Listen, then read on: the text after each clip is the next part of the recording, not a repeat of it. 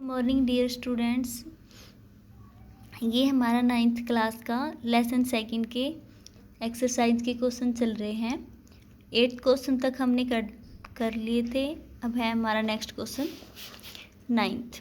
ठीक है, 9th में क्या बोलता है कि विच of the following will show the Tyndall effect. इनमें से कौन सा है जो टिंडल इफेक्ट शो करता है।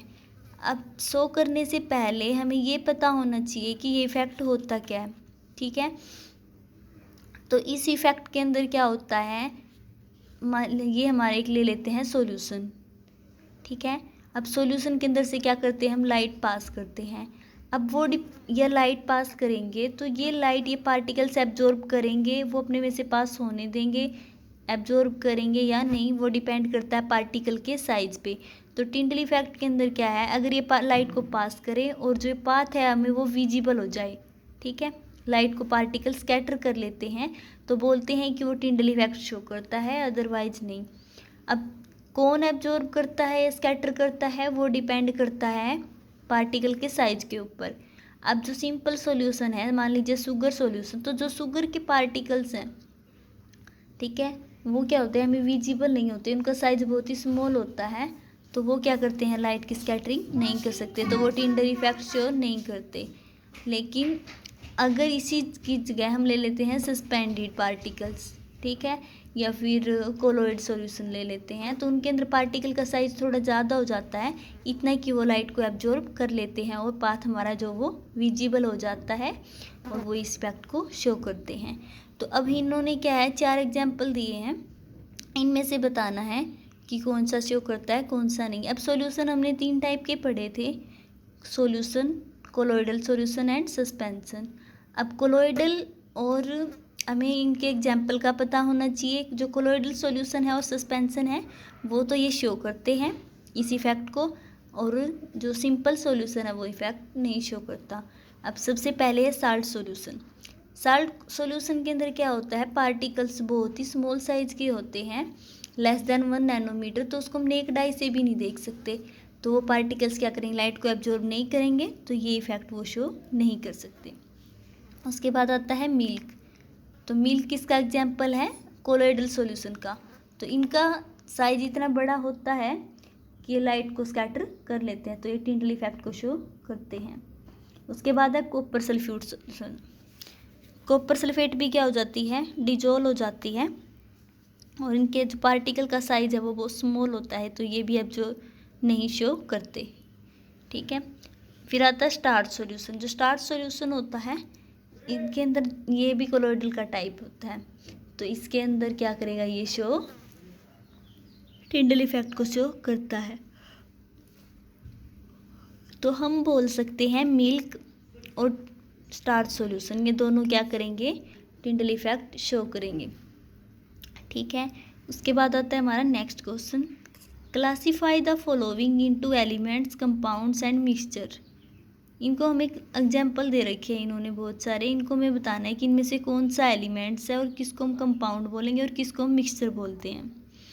अब एलिमेंट्स क्या था, प्योर सब्सटेंस होते हैं जिनको क्या कर सकते हैं हम फर्दर डिवाइड नहीं कर सकते, तो उसको हम बोलते हैं एलिमेंट्स। ठीक है, जिसको हम फर्दर डिवाइड नहीं कर सकते।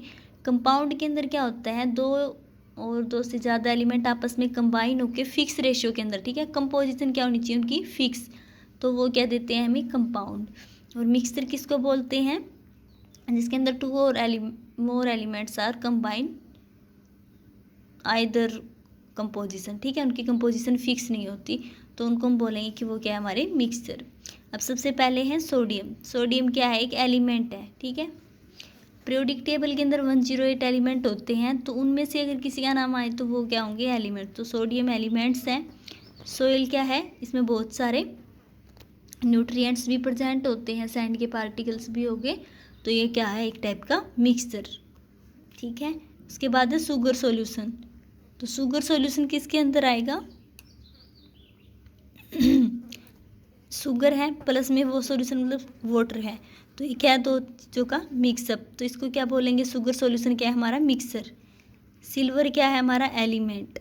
कैल्शियम कार्बोनेट, कैल्शियम और कार्बोनेट ये क्या है, फिक्स रेशियो में अटैच है, CaCO3। तो इन दोनों की क्या है, एक कैल्शियम होगा तो एक कार्बोनेट का मॉलिक्यूल होगा, तो ये क्या होते हैं फिक्स कंपोजिशन में एलिमेंट कम्बिनेशन है, तो क्या बोलेंगे कि एक हमारा कंपाउंड है। टीन, टीन भी क्या है, एक एलिमेंट, सिलिकॉन भी एलिमेंट्स हैं, तो ये हमारे एलिमेंट्स थे। कोल, कोल क्या है, कोयला होता है जो वो होता है मिक्सचर, एयर भी मिक्सचर होती है, सोइल भी बहुत सारी चीज़ों से मिलके बना है, तो इसको बोलेंगे ये भी क्या है, मिक्सचर। मीथेन, मीथेन का फॉर्मूला होता है CH4, तो इसके अंदर क्या है, एक कार्बन हो गया और 4 हाइड्रोजन। अगर इसके अंदर हम 2 कार्बन ले लेते हैं तो ये क्या होगा, अलग टाइप का कंपाउंड बन जाएगा। तो इसके अंदर क्या होता है, फिक्स कंपोजिशन है कि एक कार्बन के साथ जब 4 हाइड्रोजन आएंगे तभी क्या बनता है हमारा मीथेन, तो ये क्या है कंपाउंड। कार्बन डाइऑक्साइड, एक कार्बन एलिमेंट कंबाइन है और 2 ऑक्सीजन के एलिमेंट कंबाइन है, तो ये क्या मिलके क्या बनाएंगे, कंपाउंड्स, ठीक है। उसके बाद आता है ब्लड, ब्लड भी आता है हमारे मिक्सचर के अंदर, ब्लड के अंदर बहुत सारी टाइप के सेल्स प्रेजेंट हैं, ठीक है, तो ये क्या है, एक टाइप का मिक्सचर है।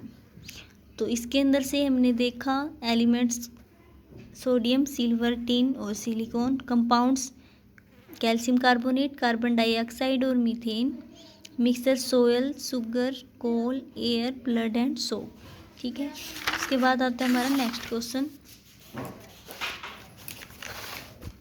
विच of the following are chemical change. इन्होंने एग्जाम्पल दिए हैं, उसमें से हमें बताना है कि इनमें से कौन कौन से के अंदर केमिकल चेंज हुआ है। अब हमने पढ़ा था केमिकल चेंज के अंदर क्या होता है, जिसके अंदर कंपोजिशन चेंज हो, ठीक है, या फिर बोल सकते हैं कि न्यू सब्सटेंस की फॉर्मेशन हो, तो उसको हम बोलेंगे कि उसके अंदर क्या हुआ है, केमिकल चेंज। तो सबसे पहले हम देखते हैं, फिजिकल चेंज में क्या पढ़ा था हमने, स्टेट के अंदर इंटर कन्वर्जन होता है मेनली, कंपोजिशन क्या रहती है, सेम। तो सबसे पहले आता है growth of A plant, plant की ग्रोथ हो रही है, अब प्लांट है सेम कंपोजिशन है, पहले भी प्लांट जिससे मिलके बना है, बाद ग्रोथ होने के बाद भी वो सेम ही रहता है। तो इसके अंदर क्या होता है, सिर्फ फिजिकली देख सकते हैं, पहले छोटा प्लांट था अब बड़ा हो रहा है देखते हुए, तो उसको बोलेंगे कि क्या उसके अंदर physical change. Rusting of iron, rusting of iron है केमिकल चेंज, क्योंकि आयरन क्या करता है, वाटर के साथ मॉइस्चर प्रेजेंट होती है एयर के अंदर, और ऑक्सीजन के साथ केमिकल रिएक्शन करके रस्ट बनाता है, तो ये है केमिकल रिएक्शन होगी, नया फॉर्मूला, जैसे आयरन प्लस में ऑक्सीजन प्लस में H2O, तो ये बनाते हैं Fe2O3 XH2O, तो ये क्या है, रस्ट। उसके बाद है mixing of iron feeling and sand, iron feeling को, आयरन को और सैंड को मिलाते हैं, तो उसके बाद उनके अंदर क्या होता है, फिजिकल चेंज या फिर केमिकल चेंज। अब इनके अंदर क्या होता है, कोई केमिकल रिएक्शन नहीं हो सकती आयरन के बीच में और सैंड के बीच में, तो वो ऐसे के ऐसे रहते हैं, कोई केमिकल कंपोजिशन के अंदर चेंज नहीं हुआ, तो इसको बोलेंगे कि इसके अंदर क्या है, फिजिकल चेंज हुआ है। कुकिंग ऑफ फूड, खाना बनाते हैं उस टाइम क्या होता है, उसके अंदर केमिकल चेंज होता है, सॉरी फिजिकल चेंज आएगा इसके अंदर, ठीक है, कोई नई कंपोजिशन तो चेंज होती नहीं, जिस टाइप का मैटर लेते हैं वही बन जाता है, तो इसके अंदर आ जाएगा physical change. Digestion of food, digestion of food है केमिकल प्रोसेस, क्योंकि जो फूड है वो क्या करता है, ऑक्सीजन के साथ रिएक्शन करके CO2 और वाटर के अंदर कन्वर्ट हो जाता है, तो ये क्या है, एक टाइप की केमिकल रिएक्शन होती है हमारी बॉडी के अंदर। उसके बाद है फ्रीजिंग ऑफ वाटर, वाटर को अगर हम फ्रीज करते हैं तो वाटर को किस में कन्वर्ट करते हैं, आइस में, तो ये क्या है हमारा स्टेट के अंदर इंटर कन्वर्जन। वाटर भी और जो आइस भी है वो दोनों किससे मिलके बनी होती है, H2O से, तो उसके अंदर क्या हो गया, फिजिकल चेंज।